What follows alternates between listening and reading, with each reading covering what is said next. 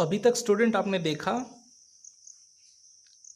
Heart के 4 chambers, left atrium, right atrium, left ventricle, right ventricle के बारे में। और उसके बाद हमने देखा सेप्टम के बारे में, दैट इज द पार्टीशन। और हार्ट के वाल को हम कहते हैं प्रोटेक्टिव लेयर होता है हार्ट का, मस्कुलर वाल, इसे हम कहते हैं पेरिकार्डियम, उसे पेरिकार्डियम कहा जाता है। इसके बाद स्टूडेंट आप देखें, यहाँ पर आपको मेन आर्टरी दिख रहा है, ये मेन आर्टरी है, इसे ऑर्टा भी कहते हैं। और ये मेन वेन है, वेना कैवा भी इसे कहा जाता है। और इसके बाद स्टूडेंट आप एक और चीज़ देख रहे होंगे, पुल्मोनरी वेन, इसे थोड़ा ध्यान से देखिएगा, पुल्मोनरी वेन एंड पुल्मोनरी आर्टरी। तो स्टूडेंट ये जो पुल्मोनरी वर्ड है, पुल्मोनरी टर्म है, ये हमारे लंग्स से जुड़ा हुआ है।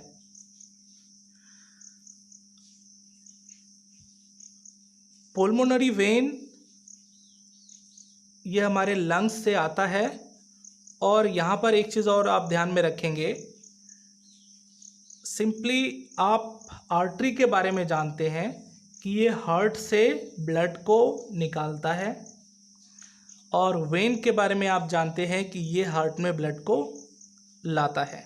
तो स्टूडेंट यहाँ पर आप देख सकते हैं कि ये एक ऐसा ब्लड वेसल, यहाँ पर जो आपको दिख रहा है, ये एक ऐसा ब्लड वेसल है जो हार्ट में ब्लड को ला रहा है। इसलिए स्टूडेंट ये वेन होगा, आर्टरी नहीं, इसे हम वेन कहेंगे। और चूंकि ये लंग्स से आ रहा है, इसलिए इसको हम पुल्मोनरी बोलते हैं, पुल्मोनरी वेन बोलते हैं। उसी तरह से यहाँ पर आप देखें राइट साइड में, चूंकि ये ब्लड वेसल हार्ट से ब्लड को बाहर निकाल रहा है, इसलिए इसे हम आर्टरी बोलते हैं। और ये लंग्स को जाता है, इसलिए इसे हम पुल्मोनरी आर्टरी बोलते हैं। तो स्टूडेंट ये हो गया पुल्मोनरी आर्टरी और पुल्मोनरी वेन का कॉन्सेप्ट। इसके बाद हम देखेंगे कि किस तरह से ये मैकेनिज्म काम करता है ब्लड के पंपिंग का।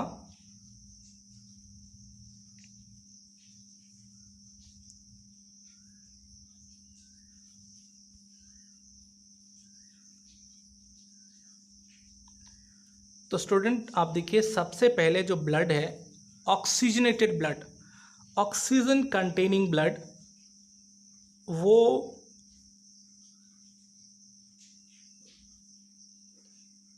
एंटर करता है हमारे, मान लीजिए यहाँ पर हमारा लंग्स है, let this be lungs here.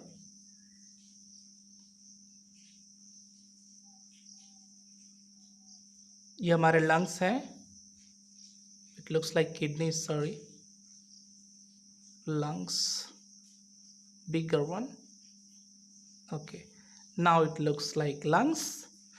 तो ये हमारे लंग्स हैं और लंग्स से जुड़ा हुआ है पुल्मोनरी वेन। और इधर ये पुल्मोनरी आर्टरी। तो अब देखेंगे स्टूडेंट, ये सबसे पहले क्या होता है कि लंग्स से ऑक्सीजनेटेड ब्लड आता है लेफ्ट एट्रियम में। तो और ये किसके थ्रू आता है? पुल्मोनरी वेन्स से। लेफ्ट एट्रियम, देखिए जब भी ब्लड एंटर करेगा किसी भी चैम्बर में, हार्ट के किसी भी चैम्बर में जब भी ब्लड एंटर करेगा तो वो चैम्बर एक्सपेंड करेगा, वो चैम्बर रिलैक्स करेगा। एक्सपेंशन को हम रिलैक्स भी, एक्सपेंशन के लिए रिलैक्सेशन टर्म भी यूज़ करते हैं। तो जब भी ब्लड किसी भी हार्ट के किसी भी चैम्बर में आएगा तो वो चैम्बर रिलैक्स करेगा, और जब भी ब्लड किसी भी हार्ट के किसी भी चैम्बर से बाहर निकलेगा तो वो चैम्बर कॉन्ट्रैक्ट करेगा। तो ये बहुत ही इम्पॉर्टेंट चीज़ है जो आप हमेशा ध्यान में रखें।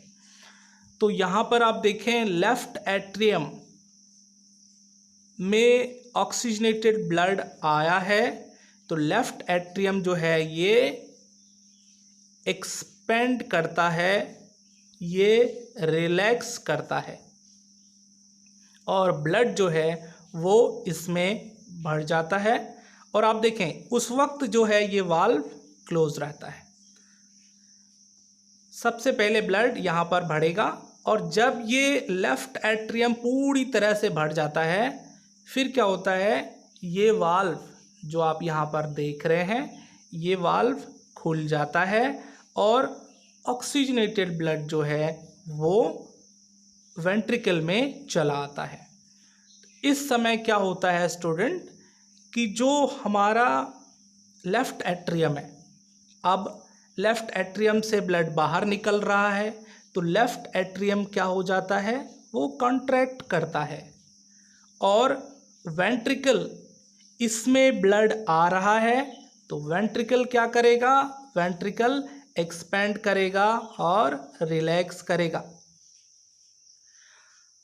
और उस जब वेंट्रिकल के अंदर पूरी तरह से ऑक्सीजनेटेड ब्लड भर जाता है तो ये जो वाल्व है स्टूडेंट, ये वाल्व दोबारा बंद हो जाता है, और इसके बाद क्या होगा, जो हमारा वेंट्रिकल है ये कॉन्ट्रैक्ट करेगा, और फिर क्या होगा, जो ऑक्सीजनेटेड ब्लड है ये ऑक्सीजनेटेड ब्लड इधर से इस रास्ते से जो कि है मेन आर्टरी से जो ऑक्सीजनेटेड ब्लड है ये बॉडी पार्ट्स तक पहुंचाया जाता है। तो ये मेथड है फंक्शनिंग का, और बॉडी पार्ट्स तक जब इसे पहुंचाता है आर्टरी, और आर्टरी बॉडी पार्ट्स में कैपिलरीज में खुलता है, और कैपिलरीज से गैसेस एक्सचेंज हो जाता है। जैसे कैपिलरीज से जब ब्लड ऑक्सीजनेटेड ब्लड गुजरेगा तो हमारे बॉडी के जो सेल्स हैं ये उसमें से ऑक्सीजन ले लेंगे, और कार्बन डाइऑक्साइड जो कि सेल्स में प्रोड्यूस हुआ है रेस्पिरेशन के दौरान वो उस ब्लड में डाल देते हैं, और वो ब्लड वेन के थ्रू दोबारा हार्ट में आता है। तो ये है स्टूडेंट। अब हम आते हैं इस साइड, राइट साइड। तो यहाँ पर आप देखें मेन वेन से, let's just change the pen, take a red one और रेड वन, ओके। तो यहाँ पर आप देखें बॉडी पार्ट से हमारा डीऑक्सीजनेटेड ब्लड जो है वो आया मेन वेन के थ्रू, और ये आता है राइट एट्रियम में। तो स्टूडेंट राइट एट्रियम में ब्लड आ रहा है तो राइट एट्रियम क्या करेगा, एक्सपेंड करेगा और रिलैक्स करेगा, और इस वक्त ये जो वाल्व आप देख रहे हैं ये वाल्व बंद रहता है। फिर जब ये पूरी तरह से भर जाएगा उसके बाद क्या होगा, ये वाल्व जो बंद था वो खुलेगा, ये वाल्व खुल जाता है, और उसके बाद जो डीऑक्सीजनेटेड ब्लड है ये वेंट्रिकल में एंटर करता है, और आप देखें राइट एट्रियम से ब्लड निकल रहा है तो राइट एट्रियम क्या करेगा, कॉन्ट्रैक्ट करेगा, और वेंट्रिकल में राइट वेंट्रिकल में ब्लड आ रहा है तो राइट वेंट्रिकल क्या करता है, एक्सपेंड करता है या रिलैक्स करता है। और आप देखें राइट वेंट्रिकल जो है ये इसमें जब ब्लड पूरी तरह से भर जाता है फिर वो क्या करता है, इस वाल्व को बंद कर दिया जाता है, ये वाल्व बंद हो जाता है। अब ब्लड जब भी जाएगा, ये वाल्व बंद हो गया, तो अब जब भी ब्लड जाएगा वो पुल्मोनरी आर्टरी में जाएगा। तो इसके बाद क्या होता है स्टूडेंट, जब राइट वेंट्रिकल में ब्लड पूरी तरह से भर जाता है तो राइट वेंट्रिकल कॉन्ट्रैक्ट करना शुरू करता है, और जब राइट वेंट्रिकल कॉन्ट्रैक्ट करेगा तो ब्लड राइट वेंट्रिकल से पुल्मोनरी आर्टरी में चला जाता है। तो इस तरह से स्टूडेंट मूवमेंट होता है ब्लड का between lungs, from lungs to heart and from heart to body parts.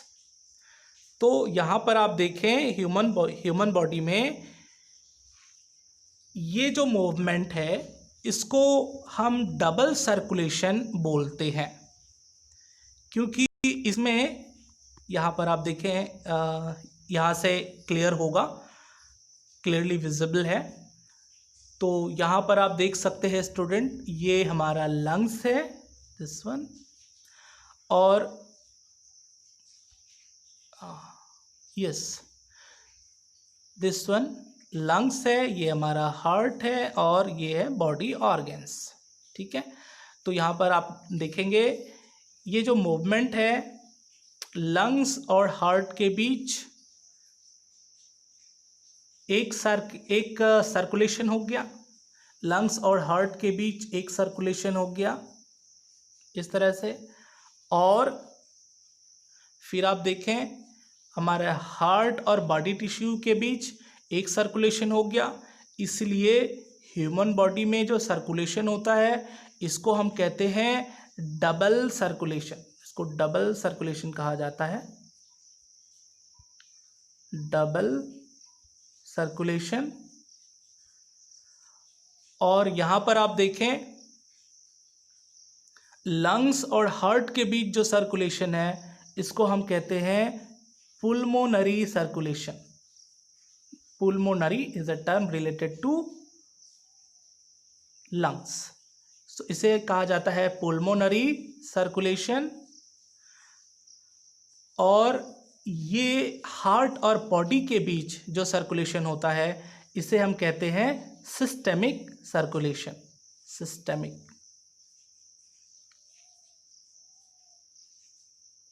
Systemic circulation. तो स्टूडेंट ह्यूमन बॉडी में डबल सर्कुलेशन होता है, pulmonary circulation and systemic circulation. Pulmonary circulation takes place between lungs and heart, whereas systemic circulation takes place between heart and body organs। और इसके बाद student आप वही चीज़ें जो वहाँ आपने देखी थी वही यहाँ पर आपको देखने को मिलेगा। आप देख सकते हैं लंग्स से ऑक्सीजनेटेड ब्लड जो है पुल्मोनरी वेन के थ्रू एंटर करता है लेफ्ट एट्रियम में, लंग्स से पुल्मोनरी वेन के through oxygenated blood left atrium में एंटर करता है, और उसके बाद आप देखें फिर ये लेफ्ट वेंट्रिकल में जाता है। वेंट्रिकल में जाने के बाद फिर वेंट्रिकल इसे पंप करता है और मेन आर्टरी से ये जाता है हमारे ये ऑक्सीजनेटेड ब्लड हमारे बॉडी ऑर्गन्स तक जाता है, और बॉडी ऑर्गन्स तक जाने के बाद फिर ये वहाँ पर डीऑक्सीजनेटेड हो जाता है। उसके बाद डीऑक्सीजनेटेड ब्लड जो है वो चूँकि उसमें ऑक्सीजन ले लिया जाता है बॉडी सेल्स के द्वारा, इसलिए वो डीऑक्सीजनेटेड हो जाता है। और डीऑक्सीजनेटेड ब्लड जो है ये हमारे वेन के थ्रू, मेन वेन के थ्रू राइट एट्रियम में आता है। राइट एट्रियम के बाद ये राइट वेंट्रिकल में आता है, और वेंट्रिकल से पंप होने के बाद ये पुल्मोनरी आर्टरी से होते हुए डीऑक्सीजनेटेड ब्लड लंग्स तक पहुंच जाता है। तो यही सर्कुलेशन आप देखेंगे यहाँ पर इस डायग्राम में भी आप यही चीज़ें देख रहे हैं। और इस डायग्राम में स्टूडेंट ये थोड़ा एडवांस डायग्राम है। यहाँ पर आपको ऑर्टा दिख रहा है, मेन आर्टरी, और फिर main vein, is the main vein, vena cava, superior vena cava, ये आपका मेन आर्टरी हो गया, ये आपका मेन वेन हो गया। और फिर आप देख सकते हैं पुल्मोनरी आर्टरी, पुल्मोनरी वेन, और फिर चैम्बर्स, हार्ट के chambers, left atrium, right atrium, left ventricle, right ventricle, ये आपको दिख रहा है। और स्टूडेंट यहाँ पर जो 4 वाल्व्स आपने देखे थे, उन चारों वाल्व्स के नाम यहाँ पर हैं इस डायग्राम में, लेकिन अभी आपको क्लास 10th में ये नहीं पढ़ना है। ये चारों नाम आप देख रहे हैं, ये आप हायर क्लासेस में पढ़ेंगे। नाम यहाँ पर देख सकते हैं, tricuspid valve, mitral valve, aortic valve, pulmonary valve. अब स्टूडेंट हम आते हैं यहाँ पर वर्किंग ऑफ ह्यूमन हार्ट पे। ये सारी चीज़ें हम पहले ही डायग्राम में देख चुके हैं, इसलिए अब हमारे लिए इसे समझना मुश्किल नहीं होगा। आइए थोड़ा सा एक बार रीड आउट कर लेते हैं सिंपली। ओके,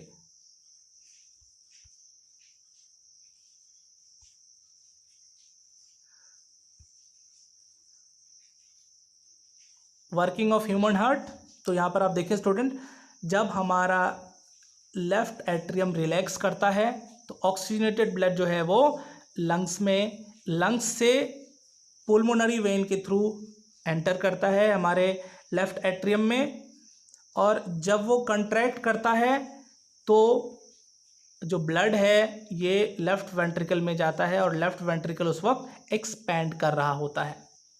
फिर देखिए स्टूडेंट, लेफ्ट वेंट्रिकल जब कॉन्ट्रैक्ट करता है तो ऑक्सीजनेटेड ब्लड जो है ये ऑर्टा के थ्रू, मेन आर्टरी के थ्रू और बॉडी के दूसरे पार्ट्स तक पहुंच जाता है। फिर देखिए स्टूडेंट, बॉडी के पार्ट्स में क्या होता है, उसमें से ऑक्सीजन ले लिया जाता है ऑक्सीजनेटेड ब्लड से, और कार्बन डाइऑक्साइड उसमें डाल दिया जाता है। फिर वो ब्लड डीऑक्सीजनेटेड हो जाता है, और deoxygenated blood vena cava, that is main vein के थ्रू जो है मेन वेन से हो करके ये हमारे राइट एट्रियम में एंटर करता है, और उस वक्त जब एंटर करेगा तो राइट एट्रियम एक्सपैंड करेगा, और जब राइट एट्रियम पूरी तरह से भर जाता है तो फिर वो कॉन्ट्रैक्ट करता है और ब्लड जो है वो राइट वेंट्रिकल में चला जाता है। और राइट वेंट्रिकल में आने के बाद जब राइट वेंट्रिकल पूरी तरह से भर जाता है तो वो कॉन्ट्रैक्ट करता है, और जो ब्लड है हमारा वो पुल्मोनरी आर्टरी के थ्रू लंग्स तक पहुंच जाता है। तो स्टूडेंट ये था ओवरऑल सर्कुलेशन का एक्सप्लेनेशन।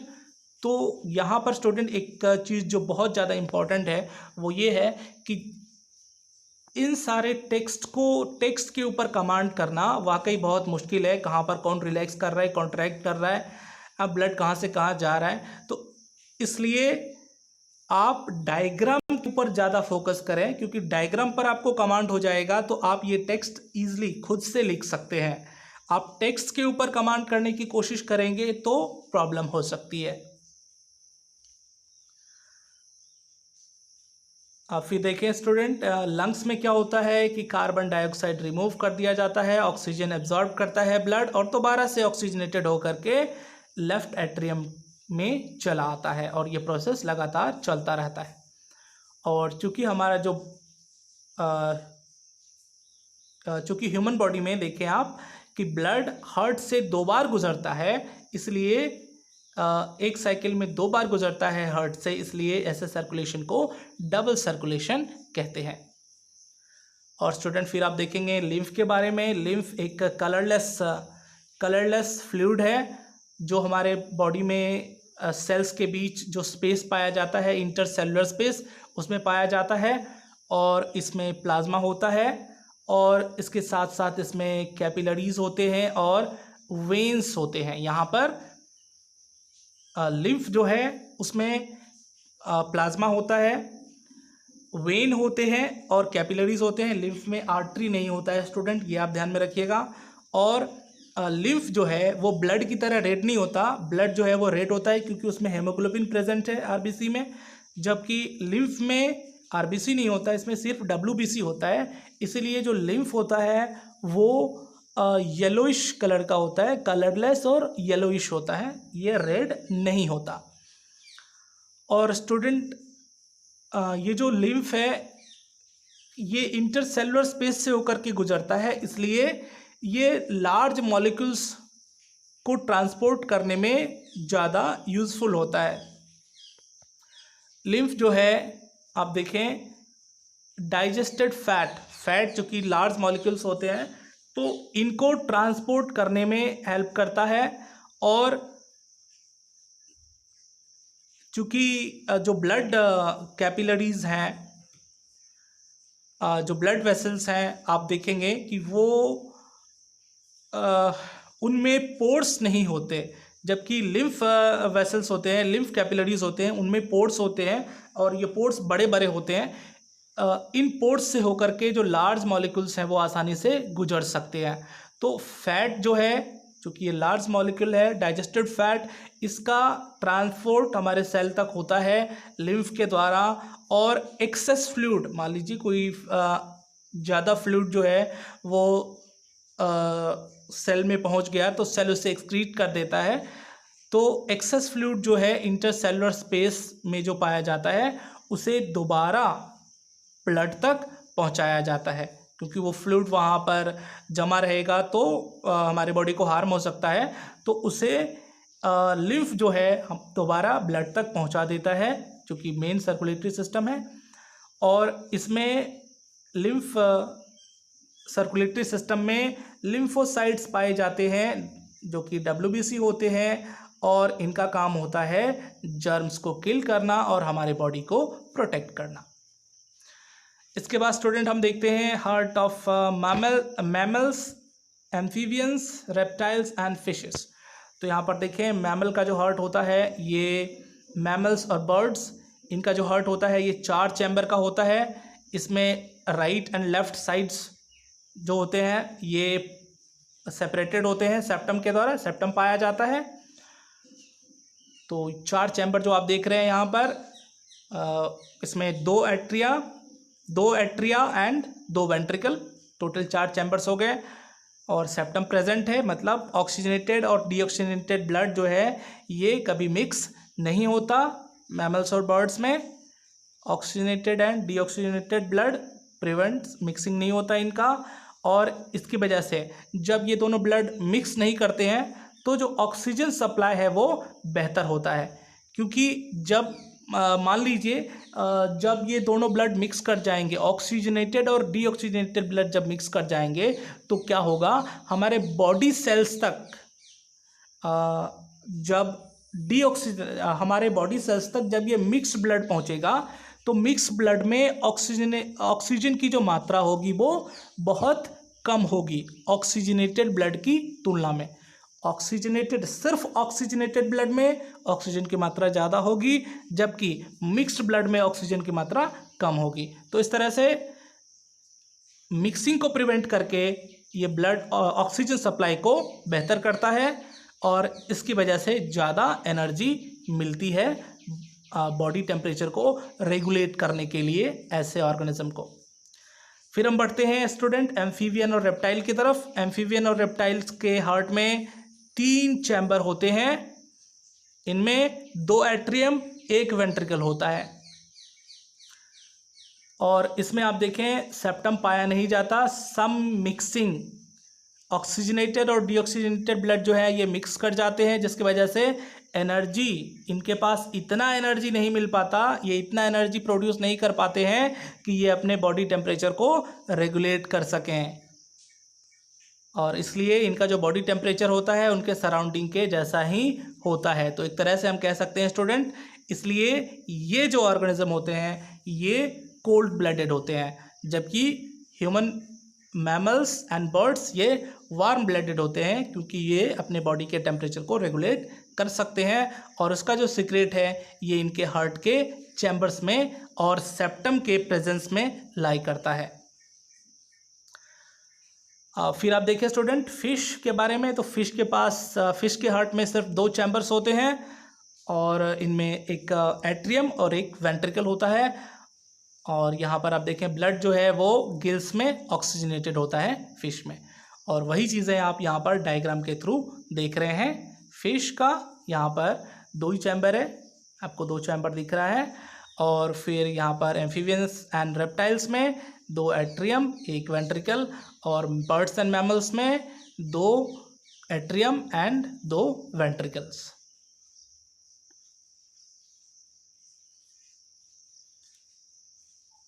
तो यहाँ पर हाँ, इसके बाद स्टूडेंट हम देखेंगे ट्रांसपोर्टेशन इन प्लांट्स। तो प्लांट में स्टूडेंट जो ट्रांसपोर्टेशन होता है वो 2 टिश्यू के द्वारा होता है, xylem and phloem. 2 conducting tissues होते हैं, जाइलम एंड फ्लोएम। और प्लांट में फूड, वाटर और मिनरल्स का ट्रांसपोर्ट इन्हीं दोनों कंडक्टिंग टिश्यू के द्वारा होता है। तो सबसे पहले स्टूडेंट हम देखते हैं जाइलम के बारे में। तो जाइलम वाटर और मिनरल्स को ट्रांसपोर्ट करता है रूट्स से प्लांट के दूसरे पार्ट्स तक। और जाइलम में जाइलम वेसल्स और ट्रेकियर्ड्स होते हैं, जिनके बारे में आपने क्लास 9th में पढ़ा है। और यहाँ पर आप देखें वाटर और मिनरल्स रूट से एंटर करते हैं प्लांट में और ये डिफ्यूज़ कर जाते हैं रूट्स में। और उसके बाद आप देखें स्टूडेंट कि प्लांट के लीव्स में से वाटर का लॉस होता रहता है वेपर के फॉर्म में, जिसको हम ट्रांसपीरेशन कहते हैं। और इसकी वजह से एक सक्शन प्रेशर, ऊपर की तरफ एक खिंचाव का बल लगता है अपवर्ड, जिसकी वजह से ये वाटर को ऊपर की तरफ खींचा जाता है जाइलम में। वाटर लीफ के सरफेस पर से इवेपोरेट करता है और एक प्रेशर लगता है ऊपर की तरफ, जो प्रेशर ऊपर की तरफ लगता है जो वाटर को ऊपर की तरफ खींचता है। और वाटर इसी प्रेशर की वजह से रूट्स में एब्जॉर्ब होकर के और ये सारा डिस्टेंस कवर करते हुए स्टेम से होते हुए लीव्स तक पहुंचते हैं। तो इस तरह से स्टूडेंट जाइलम के थ्रू वाटर और मिनरल्स के ट्रांसपोर्ट में ट्रांसपीरेशन का भी इम्पॉर्टेंट रोल है। तो यहाँ पर आप स्ट्रक्चर देख सकते हैं ट्रेकियर्ड्स का। This one is tracheids and this one is vessel. तो यहाँ पर आप देखें वेसल्स ये वाटर ट्रांसपोर्ट में हेल्प करते हैं। और फिर आप देखें ये ट्रेकियर्ड्स ये वाटर ट्रांसपोर्ट में भी हेल्प करते हैं और सपोर्ट भी प्रोवाइड करते हैं। आपकी फाइबर सेल भी होते हैं, इसमें फाइबर सेल सपोर्ट प्रोवाइड करते हैं।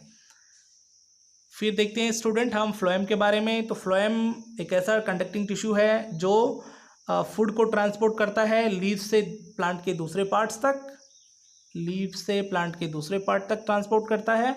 और इस प्रोसेस को हम कहते हैं ट्रांसलोकेशन। तो ध्यान रखिएगा, ट्रांसपीरेशन एंड ट्रांसलोकेशन में difference.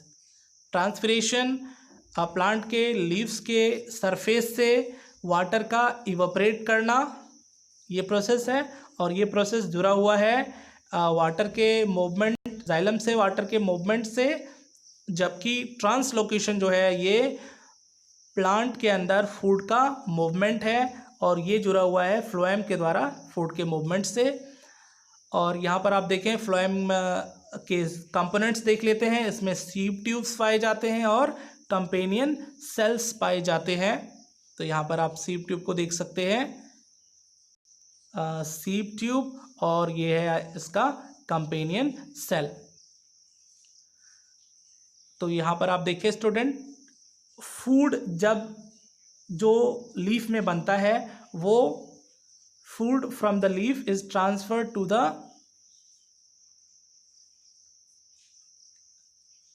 Phloem by the energy of ATP molecules. तो यहाँ पर आप देखिए स्टूडेंट थोड़ा सा डिफरेंट है। ये water enters the phloem and helps. तो यहाँ पर आप देखें ये फूड जो है ये एंटर करता है फ्लोएम के अंदर। यहाँ पर फ्लोएम होगा actually, enters the phloem,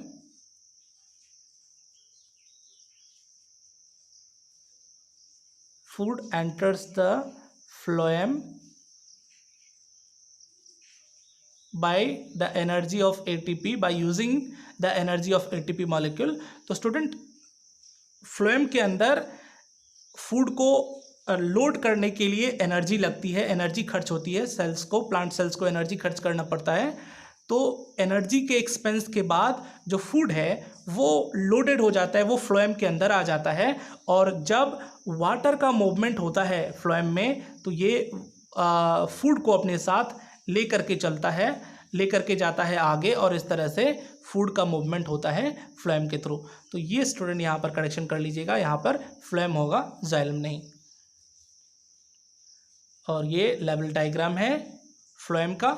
so this way student, in this class we have studied about transportation in plants and animals. Thank you. Have a nice day.